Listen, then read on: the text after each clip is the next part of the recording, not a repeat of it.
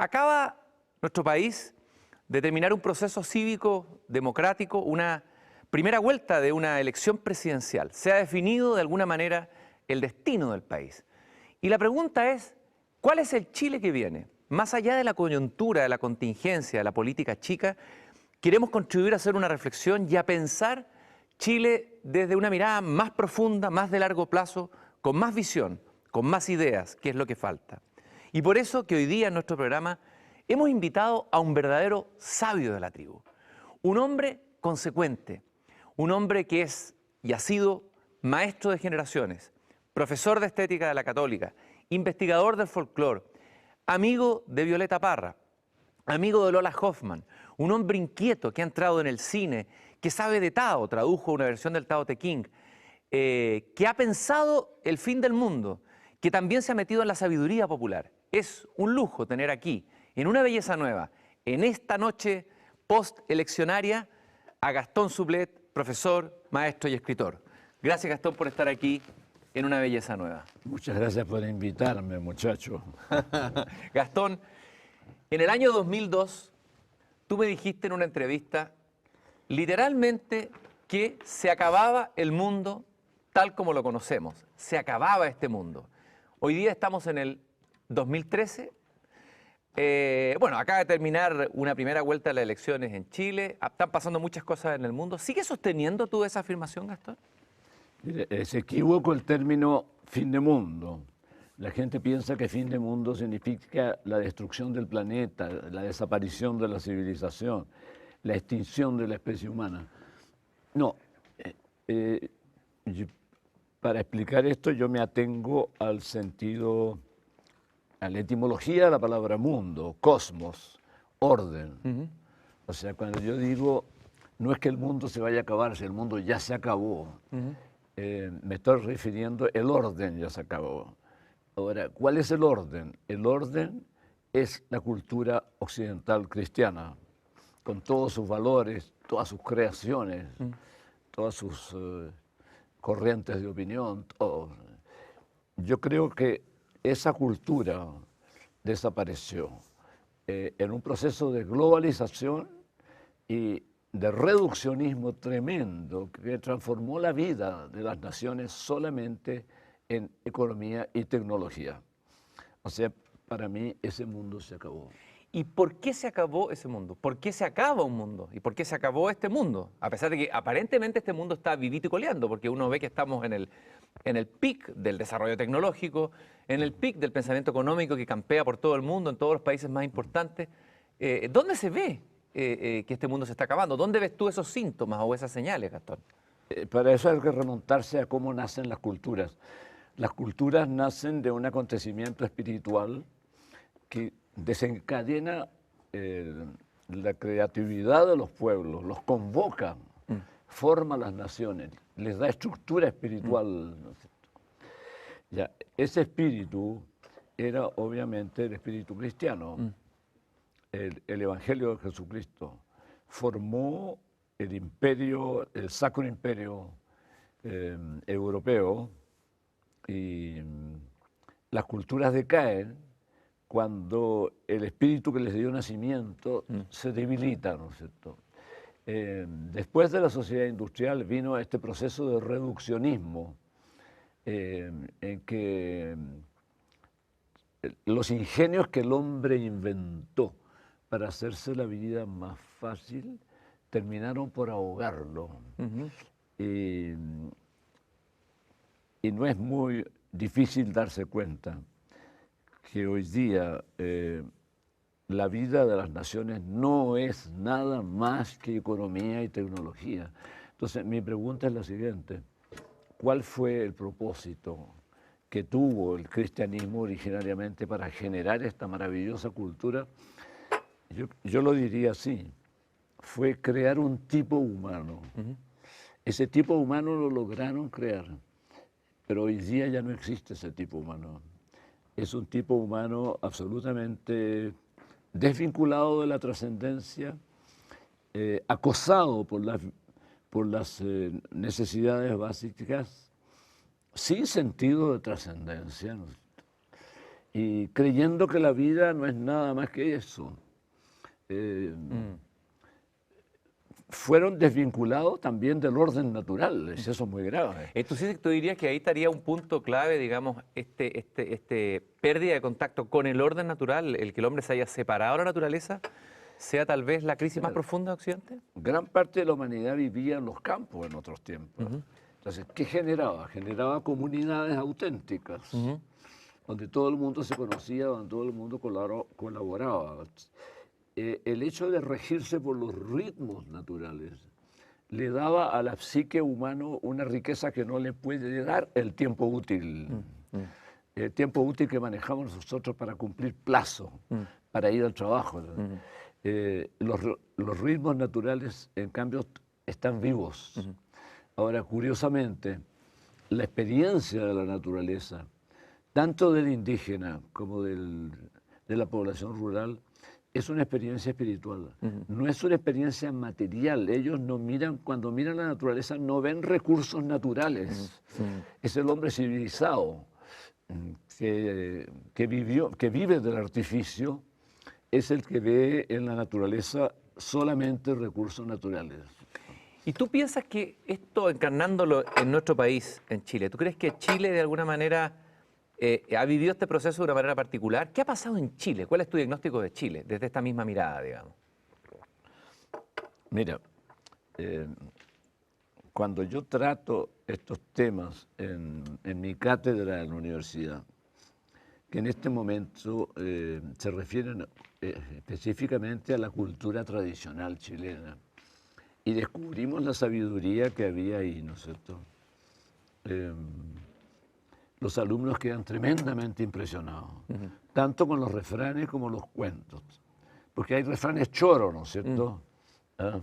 Pero hay refranes de mucha profundidad sapiencial, lo mismo cuentos que tienen una profunda sabiduría.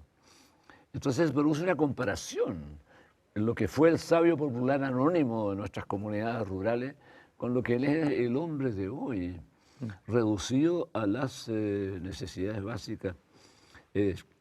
Ese hombre ha sido como vaciado, primero, ha sido privado de su cultura, lo han obligado a emigrar a las ciudades y vive apremiado, nada más que por las necesidades básicas. Un hombre que vive solamente apremiado por las necesidades básicas no tiene tiempo de ser hombre, en el fondo.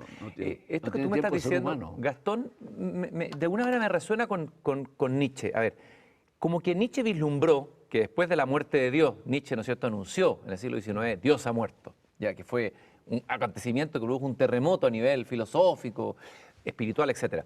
Pero él temía que el nihilismo que venía después, que el nihilismo viene de nihil, nada, tenía dos posibilidades: o un nihilismo creativo, en que el hombre liberado de Dios iba a crear un mundo nuevo, pero había otro que era un nihilismo del último hombre, que le llama él, que el hombre preocupado de su confort, de su metro cuadrado, que no tiene angustia, que le interesa que nadie lo moleste, solamente entretenido en sobrevivir y estar calentito, digamos, en su metro cuadrado. ¿Te parece que de alguna manera Nietzsche le achuntó, o sea, que en el siglo XIX preveyó, o sea, que hoy día estamos viviendo ese nihilismo del último hombre? Él es uno de los visionarios, porque además dijo otra frase muy impresionante.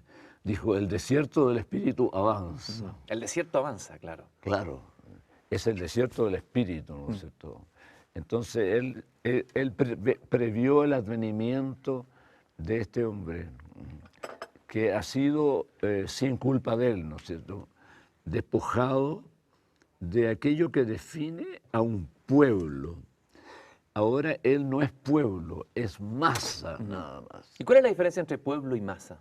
Mira, los pueblos tienen virtud, tienen sabiduría, tienen creatividad, tienen estilo, tienen usos y costumbres, tradiciones, procedimientos propios, sello identitario. ¿Y en cambio la masa? La masa no tiene ninguna de esas posibilidades. No es gente mala, pero es víctima de la manipulación que del mundo han hecho los poderosos. ¿Y cuáles son esos poderosos? Bueno, es el poder económico, es el talento de los líderes políticos, es la... Tú hablas por ahí como de una burocracia técnico-financiera, de un complejo financiero tecnológico que estaría manejando el mundo. Exactamente, claro. ¿Quién es ese complejo financiero Ellos tecnológico? crearon este complejo financiero, tecnológico y político, podría. Y si quieres tú, militar también podemos agregar, ¿no es cierto? Eso es el mundo de hoy. Es un complejo financiero tecnológico y eso no es una cultura humana. O sea, no les está asegurando a los hombres que van a tener un desarrollo humano pleno y armónico. Como te decía, eh, cuando yo trato estos temas con mis alumnos de estos cursos sobre sabiduría chilena de tradición oral, queda claro esto. Cada ser humano nace con un potencial psíquico muy grande.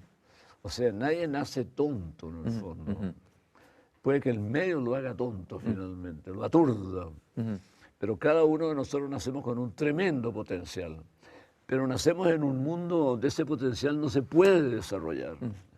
O sea, nosotros somos mucho más capaces de tener sabiduría, bondad, nobleza de carácter, abnegación. Somos mucho más capaces de eso de lo que nosotros creemos.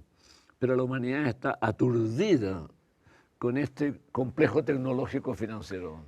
Gastón, tú dijiste que estabas en contacto con tus alumnos. Tú ya como profesor, hace tiempo que a lo mejor debieras haber jubilado, pero has seguido como profesor y quiero preguntarte por qué has seguido interesado en estar en contacto con las nuevas generaciones haciendo clases, con generaciones distantes de la tuya, que vienen ya de este nuevo mundo. A ver, ¿por qué estás ahí con los jóvenes hoy día? Hace Haciendo clases? 43 años que 43 años de profesor. yo soy profesor Venerable maestro, de venerable la maestro. Pontificia Universidad Católica de Chile. Mira, estos dos libros que tú tienes aquí encima de la mesa, Uno es Sabiduría Chilena de Tradición Oral, que es un libro maravilloso sobre los refranes, ya vamos a hablar de él, la riqueza de los refranes en Chile, y el último, Sabiduría Chilena de Tradición Oral, sobre los cuentos chilenos un poco perdidos, esos que se contaban en torno a las fogatas. Pero, ¿por qué los jóvenes? ¿Por qué? yo creo que esa es la razón. O sea, yo hice clases de historia del arte, teoría del arte, hice clases de filosofía de Oriente. Ya, como que fui dejando esos grandes conceptos de culturas foráneas y me empecé a concentrar en esa misma tradición oral, pero chilena. Ahora descubrí, al público que nos escucha le va a parecer un poco exagerado lo que voy a decir, que de los 4.000 refranes que se han recopilado en Chile, proeza que hizo el diputado Alberto Cardemil, ¿no es cierto? Que él tiene una ventaja sobre cualquiera. Él es guaso, sus hijos son guasos, sus padres fueron guasos, sus bisabuelos fueron guasos. Siempre está en contacto él con este mundo. Publicó un libro con 4.000 refranes recogidos de la tradición oral chilena. Mira, hubo una poemiología chilena anterior, la de don Ramón Laval. De ahí yo tomé 400 refranes. Si tú los sumas, los organizas, digamos, por temas, te das cuenta que ahí hay un sistema. Que hay un pensamiento en el fondo. Eso, Un pensamiento vivo. Hay un sistema Ahora, de pensamiento vivo. vamos a ir a los refranes y bueno, hay muchos que son maravillosos, digamos, uno puede agarrar al azar un refrán, digamos. Por ejemplo, hay hombres vanos que tienen lengua pero no tienen manos. El leso le da mucho trabajo a la sin hueso. Quien dice lo que se le antoja pronto escuchará lo que le enoja. Quien mucho habla, mucho hierra.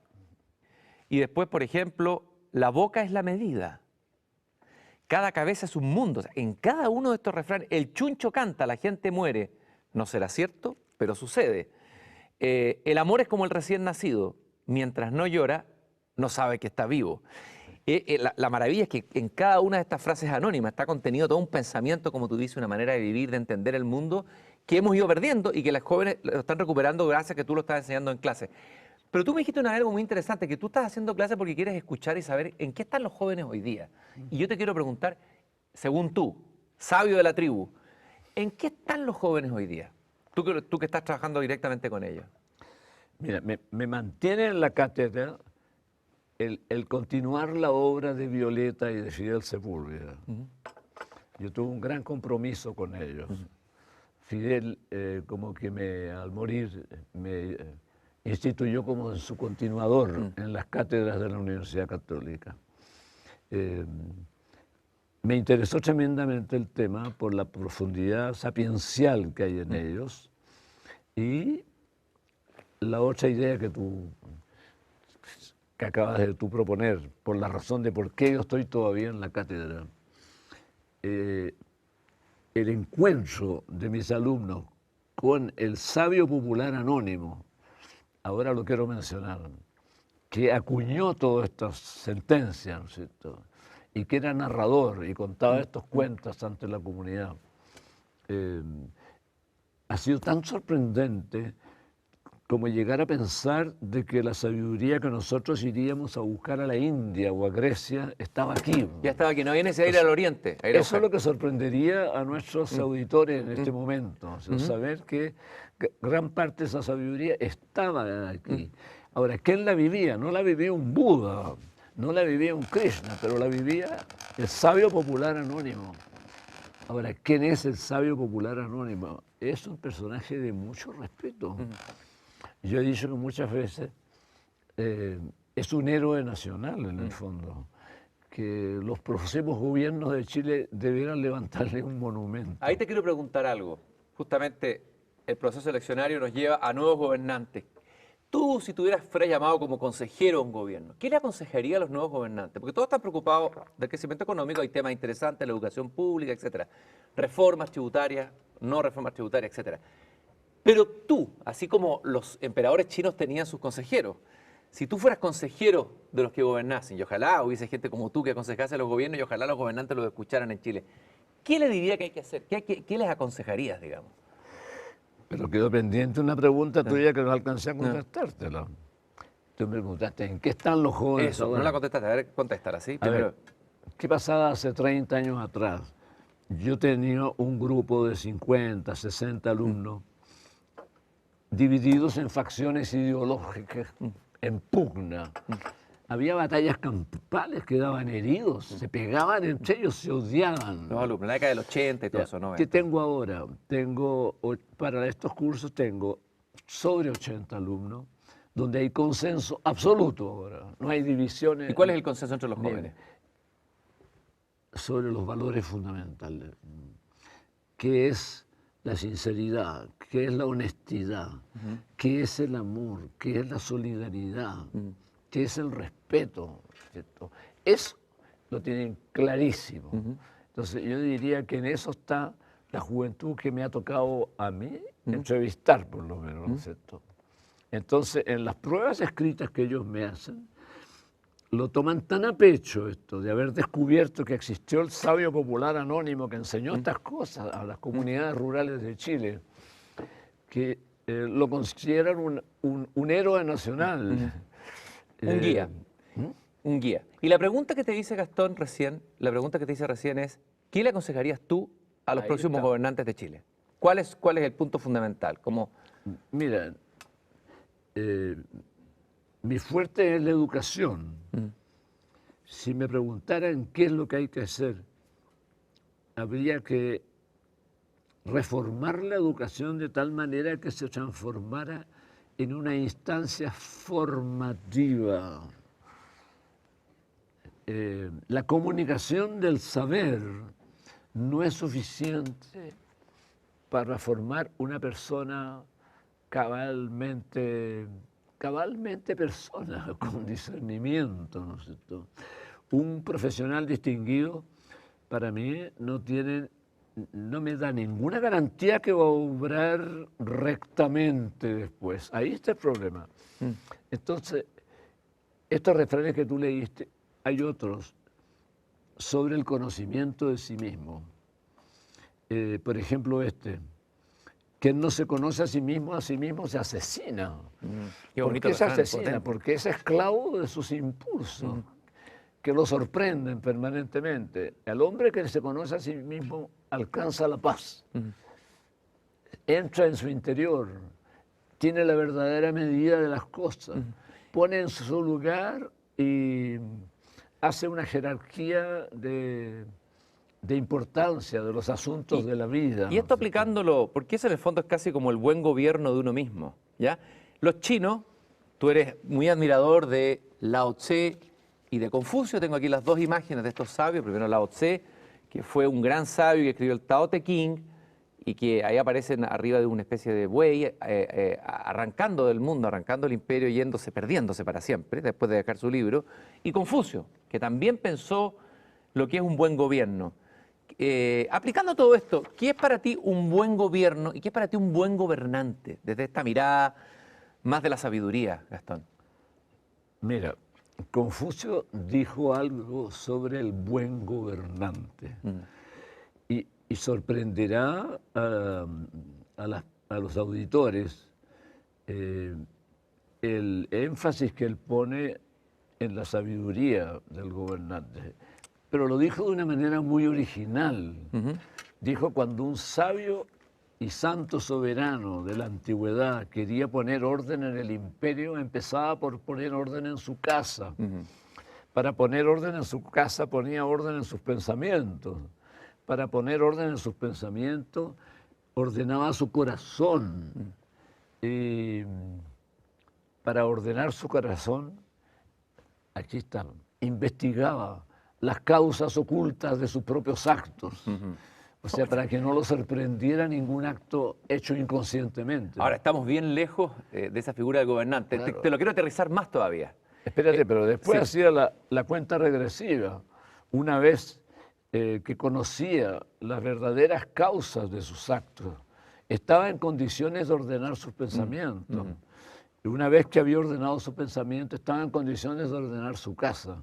Y una vez que ahora era un buen gobernante de su casa, recién estaba en condiciones de poner orden en el imperio. O sea, el énfasis está puesto en la sabiduría, en el fondo. Y desde ese punto de vista te voy a pedir que me hagas una aterrizada brutal. El presidente que está dejando el mando en el país, ¿te parece que desde esta mirada de la sabiduría correspondería esa figura al buen gobernante o estuvo muy lejos de eso? Mira, no me da la impresión, no te digo solo de él, que ningún gobernante, yo te diría, ni latinoamericano, ni norteamericano, ni europeo, han tenido en cuenta esto. Se ha formado un hombre vertido hacia el exterior, que ha recibido una educación muy condicionada para ocuparse de la vida como problema. Entonces puede que haya en ello astucia, habilidad, todo lo que tú quieras, pero no hay corazón. O sea, no han penetrado en sí mismo. Y yo me acuerdo una vez que cuando Gabriel Valdés, mi cuñado, era tercer hombre de Naciones Unidas, presidente del PNUD, me dijo, por primera vez me he encontrado con un tipo de hombre como aquel que tú postulas, me dijo. ¿Y cuál era ese hombre? Por eso te escribo. Era Yu Tant, que le enseñó a meditar. ¿Lin Yutan? No, Yu Tant. Yutan, ¿ya? Claro, Yu Tant le dijo a Gabriel Valdés, yo no hago nada si no penetro en mí mismo, en mis profundidades, a través de la meditación matinal. Entonces, es un mismo que dijo Confucio. Y a lo mejor yo saco del interior mi fuerza. A lo mejor lo que habría que recomendarle a nuestros futuros o futura gobernante es meditación, hacer una meditación al día en La Moneda antes de tomar decisiones. ¿Por qué sería importante que un presidente medite? ¿Y qué puede pasar si un presidente de un país comienza a meditar? ¿Qué crees tú que va a pasar de positivo para el país? Si lo hace bien, ¿cierto?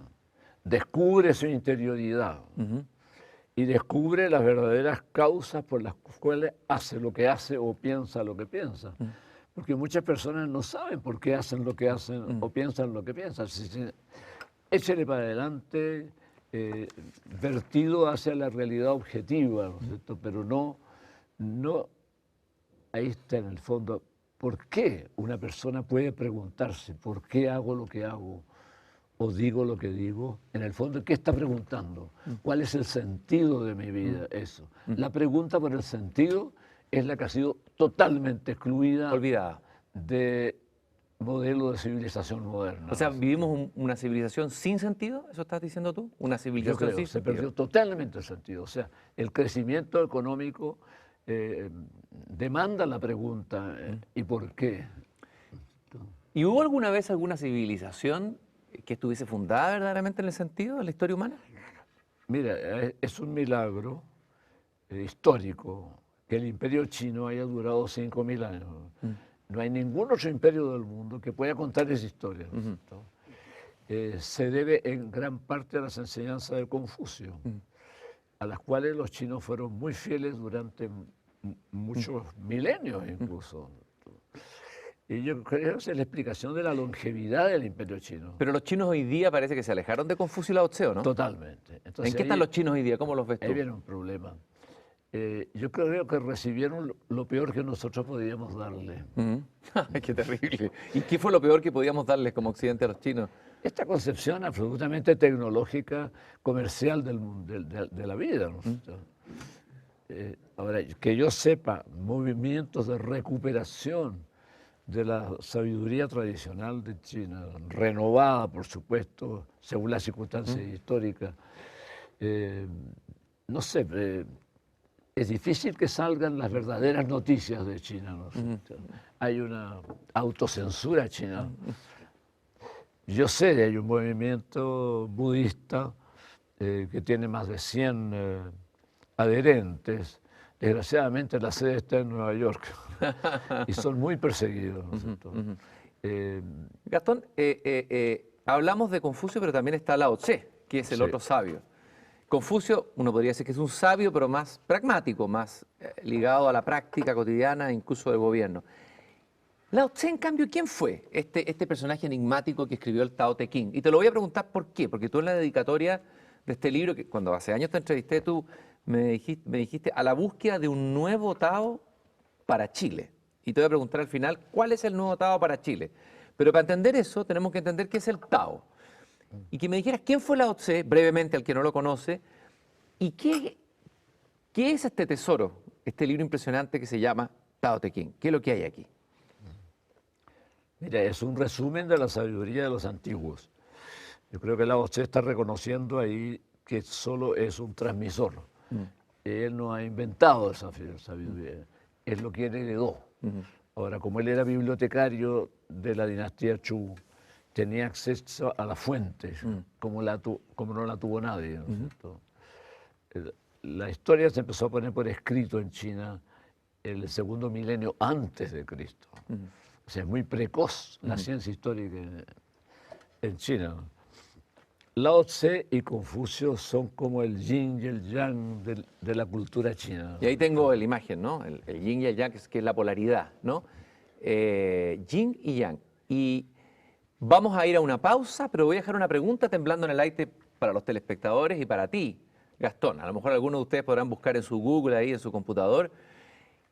¿Cuál es el Tao para Chile? ¿Cuál sería un posible Tao para nuestro país, para los tiempos y las décadas que vienen, buscando una mirada profunda, estratégica, que incluya una dimensión espiritual y cultural y no solamente reductivamente económica y política? Volvemos en un segundo con el sabio de la tribu, Gastón Subleta, aquí en Una Belleza Nueva.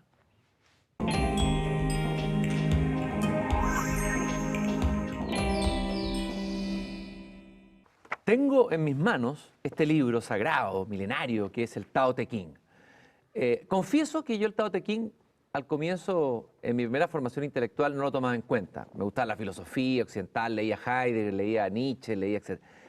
Y gracias a Gastón Sublet, yo llegué al Tao y leí esta estupenda edición editada por él y descubrí que tal vez lo más alto, la sabiduría más alta que se ha producido en la historia de la humanidad está en este libro esencial escrito por este sabio que se anula a sí mismo, que desaparece, que es Lao Tse. Cuando uno abre el libro del Tao, lo primero que descubre, y les recomiendo a todos los que nos están viendo en el programa que vayan a buscar un ejemplar y que comiencen a leer el Tao, es un libro misterioso pero también transparente. Dice, el Tao que puede ser explicado no es el Tao eterno. El nombre que puede ser pronunciado no es el nombre eterno.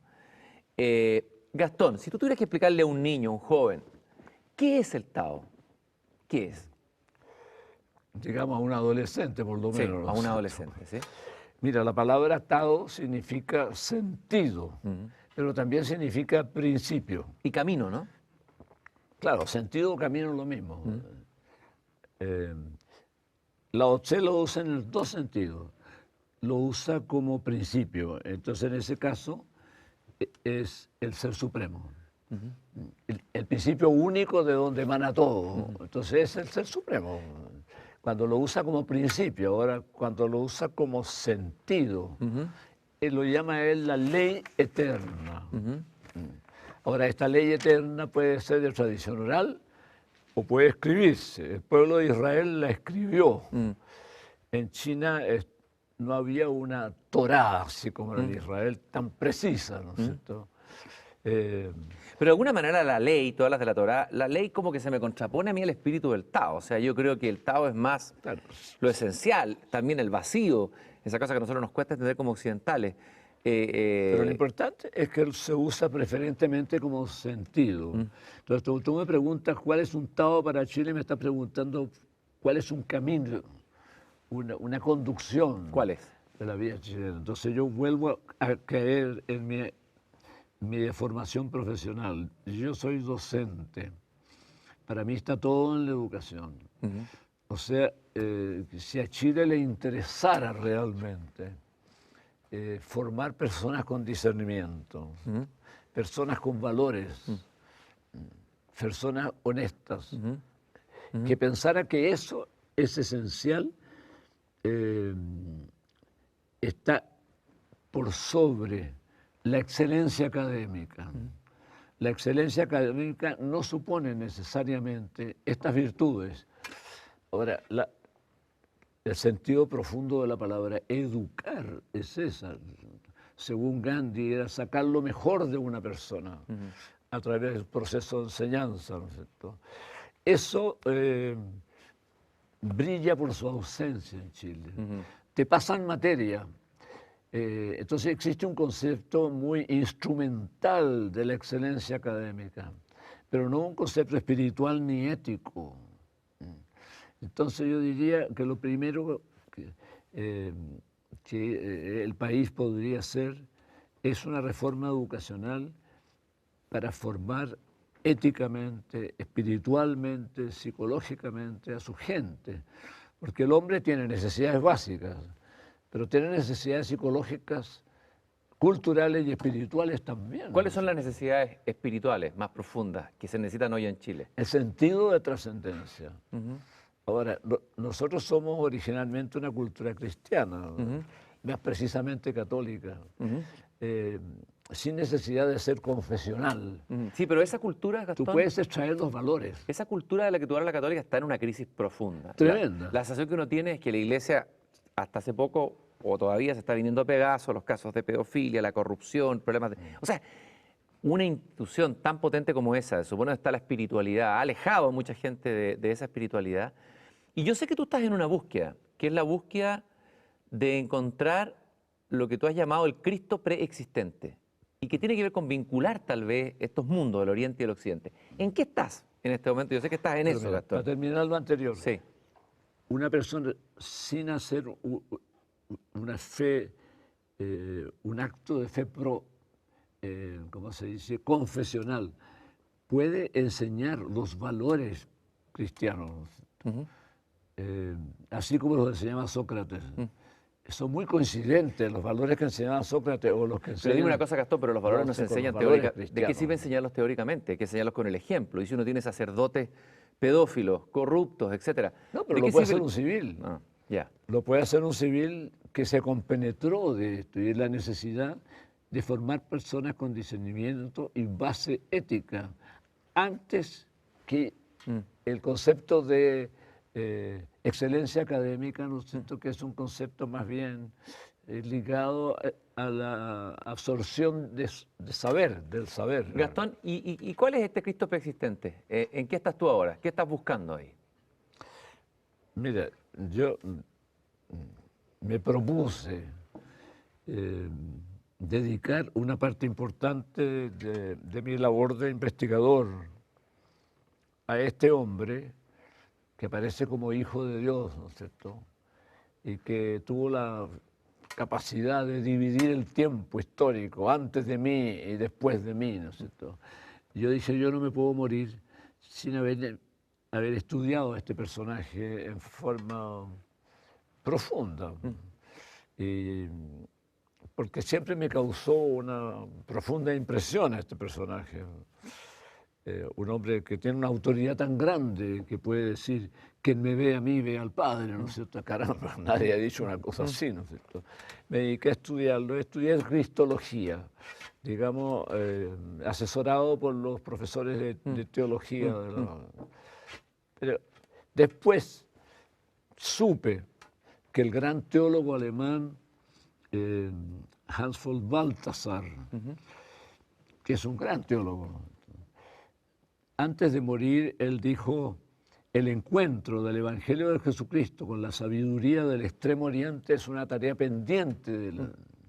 Entonces, conversando con los teólogos de la Universidad Católica, un día me dijeron, bueno, tú estudiaste Cristología, estudiaste Filosofía Oriental, estás en condiciones por lo menos de escribir un pequeño ensayo. Ya. ¿Y qué es lo que, a ver, brevemente, cuál es ese Cristo preexistente o ese punto de unión entre Oriente y Occidente? ¿Cuál es el gran punto común? Concretamente, el trabajo que yo estoy haciendo.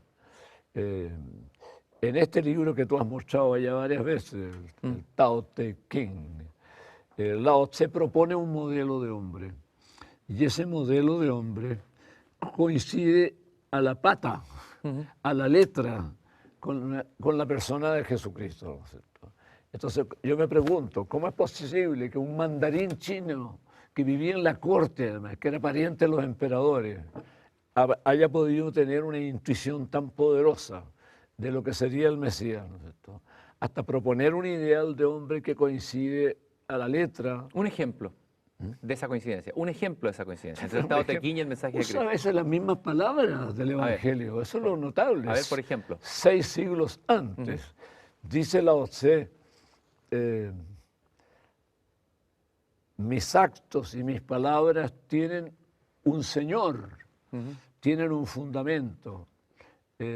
Porque nadie conoce a mi Señor, tampoco me conocen a mí. Y Cristo dice, mi doctrina no es mía, sino del que me envió. Y porque no conocen al que me envió, tampoco me conocen a mí. O sea, son las mismas palabras. Gastón, tú has hablado mucho del conocerse, del autoconocerse, del conocimiento de sí mismo, de que el gobernante tiene que conocerse primero para gobernar el país. Si yo te pregunto, ¿qué edad tienes tú, Gastón? Yo tengo 86 años. 86 años. Una maravillosa edad. ¿Es una maravillosa edad o no?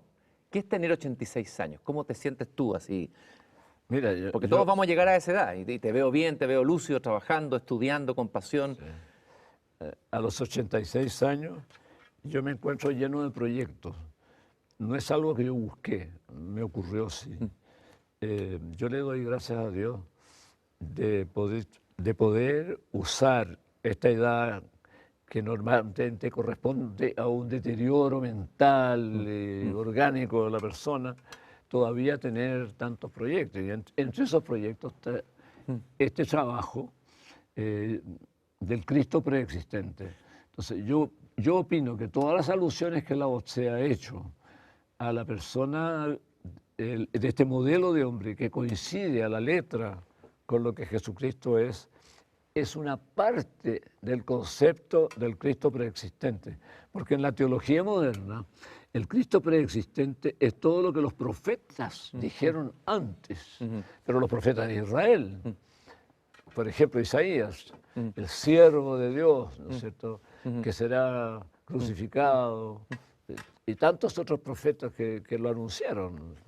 Ahora, Gastón, yo te decía el conocimiento de sí mismo. Tú a tu edad, me imagino, el imperativo de los griegos era conócete a ti mismo. Píndaro, sé tú quién eres. La invitación de toda la sabiduría. Tú a tus 86 años, ¿quién es Gastón Sublet?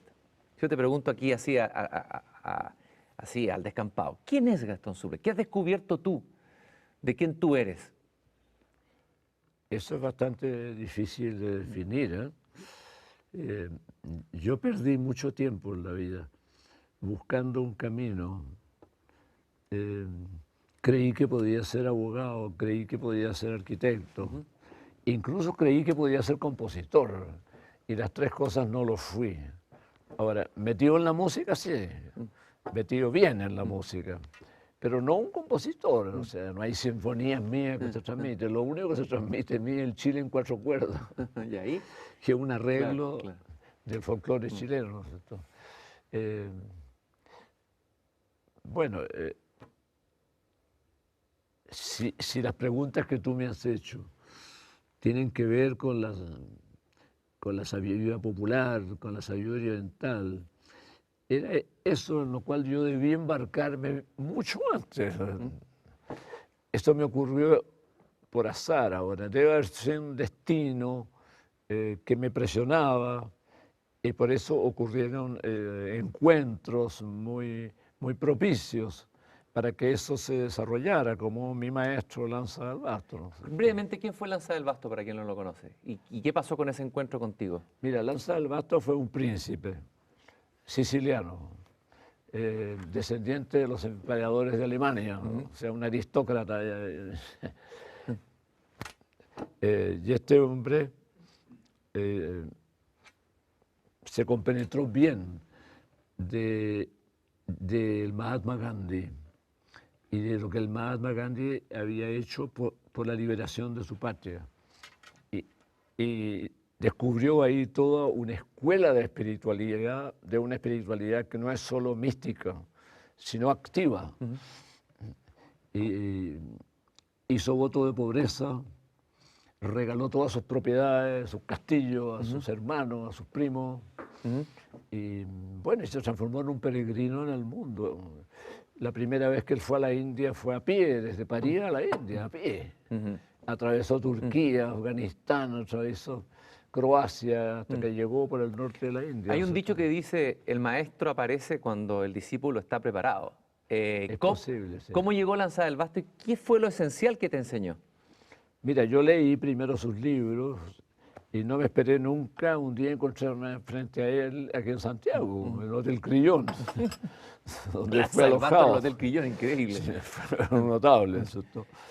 Y simpatizamos inmediatamente y él, en el corto tiempo que estuvo aquí en Chile, me enseñó la meditación y algunos elementos del yoga. Pero después nos encontramos muchas veces y yo fui a Europa a encontrarme con él y ahí recibí en grande su enseñanza. ¿Y cuál es lo esencial de esa enseñanza? Sí, la esencia, más allá de la meditación y el yoga, que tú pudieras resumir, que te sirvió a ti, que te cambió a ti tu vida. Mira, por una parte él era un católico ferviente. Me aconsejó no dejes nunca la iglesia. Son 2000 años de santidad y una cosa muy importante, que para mí fue muy importante que me dijera por lo menos, la iglesia es el crisol donde se formó nuestra cultura occidental cristiana.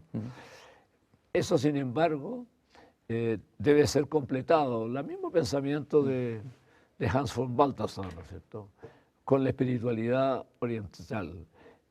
Tiene mucho que aportarle a la vida cristiana la meditación, el conocimiento de sí mismo, una escuela de sabiduría, porque con la pura fe, con el puro dogma, ¿no es cierto?, con la pura liturgia, con la pura oración comunitaria, en los tiempos que vivimos, me dijo él, no basta, y da la impresión que no basta, y yo lo veo, de que no basta.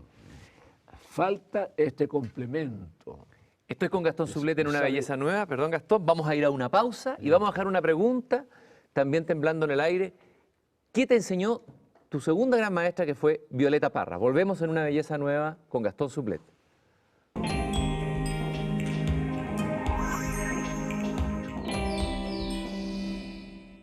Estoy con Gastón Sublet en Una Belleza Nueva, un sabio de la tribu, un maestro que ha ejercido su docencia por 40 años, que publicó una maravillosa versión del Tao Te Ching, que está trabajando en la sabiduría chilena de tradición oral, los refranes, los cuentos, que ha tenido una vida fascinante. Entre otras cosas, se encontró con una mujer muy fuerte, muy creativa, quizás la quinta esencia más grande de la creatividad del alma nacional, que es Violeta Parra.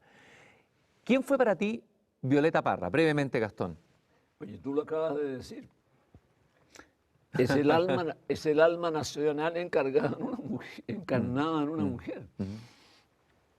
O sea, es una persona que tiene misión. Cuando una persona tiene misión, se nota inmediatamente. Contra viento y marea, contra las dificultades que a otro le harían imposible cumplir su misión, ella con su fe sigue adelante. ¿No? Con su fuerza. Te voy a preguntar por un fotógrafo que yo creo que tú conociste, que acaba de salir un libro que estoy muy impresionado leyéndolo, ya lo he citado aquí, que es Sergio Larraín, que acaba de salir un libro impresionante, un hombre que lo abandonó todo, al final fue un fotógrafo de éxito, abandonó la fotografía, se fue a vivir a Valle, se transformó en una anacoreta, también practicó la meditación. ¿Conociste a Sergio Larraín? Sí. ¿Y qué puedes decirnos de él? Mira, yo creo que el hombre era sincero en esto de la meditación, porque no lo dejó hasta el fin de su vida, ¿no es cierto? No era una postura, era auténtico. Y se situó en ciertos lugares de Chile donde podía impartir una enseñanza respecto a la vida espiritual. Eso fue muy sincero en él. Era un hombre que, pudiendo haberse envanecido. Con el éxito. Fue siempre sencillo. Fue siempre sencillo. Bueno, él tomó las primeras imágenes de Violeta, que son inmortales, ¿no es cierto? La primera fotografía. Fue amigo de Violeta también, ¿no es cierto? Y tiene una fotografía maravillosa que es muy famosa, que es la de estas niñas que van bajando por el pasaje Babestrelo. Y él dijo que esa foto le había sido regalada como un estado de gracia, que era como un milagro, un regalo que la realidad le estaba dando a él. Te quiero preguntar también, Gastón, hablamos al comienzo de que tú estás convencido de que se acaba este mundo, ¿ya? Se acaba nuestro mundo. Pero espérate, quiero terminar lo de Violeta. Sí. Hay antropólogos que precedieron a Violeta, que estudiaron el texto hablado de nuestro pueblo, que recogieron, y en una muy buena época, recogieron la tradición oral y salvaron gran parte de nuestro patrimonio intangible. Pero eso quedó guardado en el ámbito académico. Ahora, Violeta sacó todo eso y le dio vida. A los grandes cantores. Y se lo mostró a todo el país. Y ese libro que acaba de ser reeditado, que tú acabas de lanzar, de los cantos folclóricos chilenos, tengo aquí la primera edición de Nacimiento y acaba de salir una nueva edición de estos grandes sabios de la tribu. Te quería preguntar, hemos hablado del Tao Te Ching para mirar el futuro, de los chinos, de los refranes populares, pero no hemos olvidado de un sustrato muy importante que es la sabiduría mapuche. ¿Qué nos enseña? Y por eso traje yo la imagen de un cultrún, en primer lugar.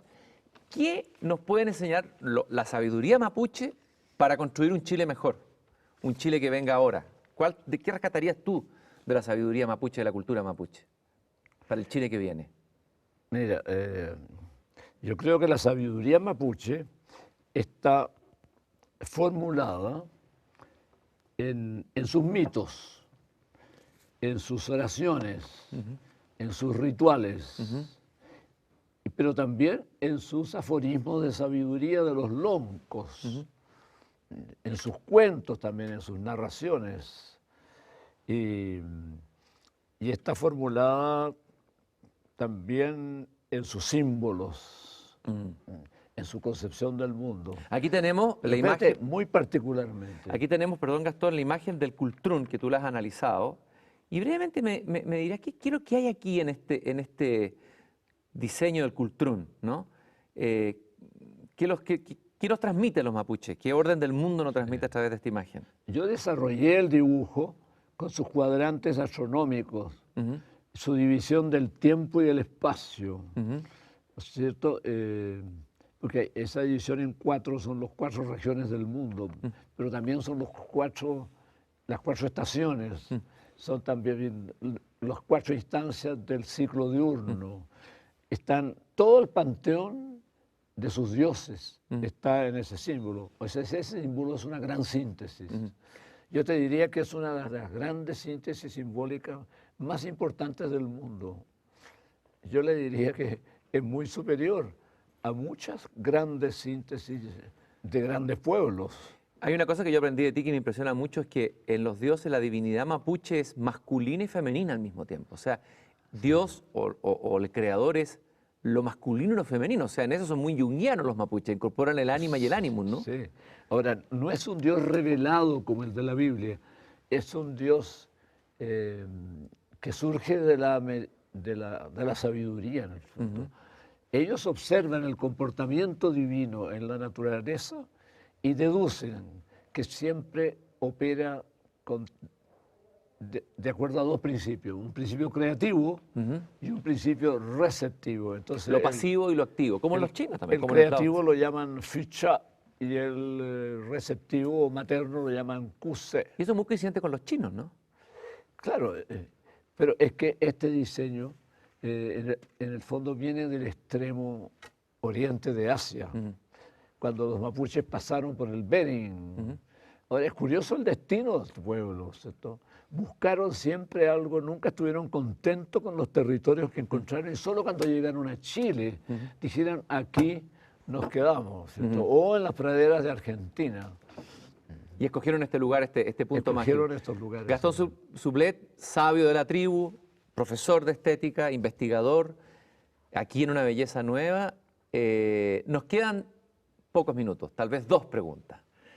Y voy a volver al tema inicial. Va a asumir en marzo un nuevo presidente o nueva presidenta de la República, una nueva presidenta de la República. Me gustaría que tú le enviaras un mensaje, mirando a esa cámara, tú como sabio de la tribu, regálale un mensaje, algo que le sirva a quien va a asumir los gobiernos y los destinos del país, pero desde tu sabiduría, desde todo lo que tú has investigado, ¿qué le dirías tú a la futura gobernante del país, ahí a la cámara? Yo le diría, excelencia, hay una diferencia entre el país y la nación.